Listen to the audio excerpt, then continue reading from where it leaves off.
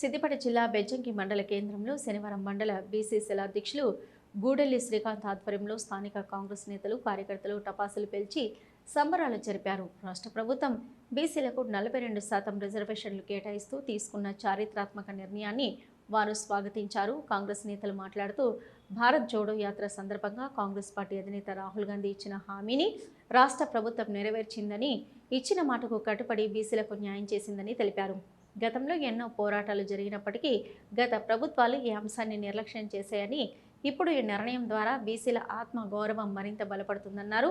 రిజర్వేషన్ల సాధనలో కీలక పాత్ర పోషించిన రాష్ట్ర బీసీ సంక్షేమ శాఖ మంత్రి పొన్నం ప్రభాకర్, ముఖ్యమంత్రి రేవంత్ రెడ్డి, మానకొండూరు ఎమ్మెల్యే కవంపల్లి సత్యనారాయణలకు ప్రత్యేక కృతజ్ఞతలు తెలిపారు.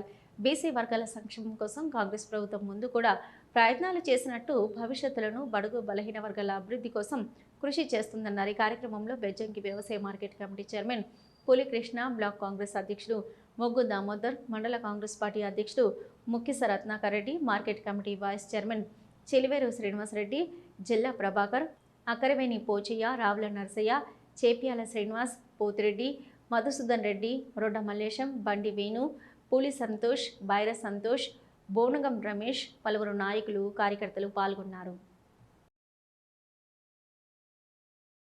ఈరోజు బీసీ 42% అమలు చేసిన సందర్భంగా బెజ్జంకి బీసీసీఎల్ అధ్యక్షులు గూడెల్లి శ్రీకాంత్ గారి ఆధ్వర్యంలో బెజ్జంకి చౌరస్తాలో సంబరాలు నిర్వహించడం జరిగింది. ఏదైతే ఈరోజు ఈ ప్రజా ప్రభుత్వం తీసుకున్న నిర్ణయం చారిత్రాత్మక నిర్ణయం. రాహుల్ గాంధీ గారు కన్యాకుమారి నుంచి కాశ్మీర్ వరకు చేసిన భారత్ జోడో యాత్రలో చేసిన అల్టిమేటం ద్వారా ఆ మాట కట్టుబడి ఈరోజు రేవంత్ రెడ్డి గారు ఈ బీసీ 42% అమలు చేయడం జరిగింది. గతంలో ఎంతోమంది నాయకులు పెద్ద పెద్ద పోరాటాలు చేయడం జరిగింది.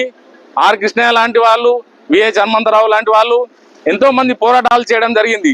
కానీ గత ప్రభుత్వాలు ఏవి పట్టించుకున్న పాపన పోలేదు. ఇచ్చిన మాట కట్టుబడి ఉండే పార్టీ కాంగ్రెస్ పార్టీ, ఇచ్చిన మాట కట్టుబడి ఉండే నాయకుడు రేవంత్ రెడ్డి గారు.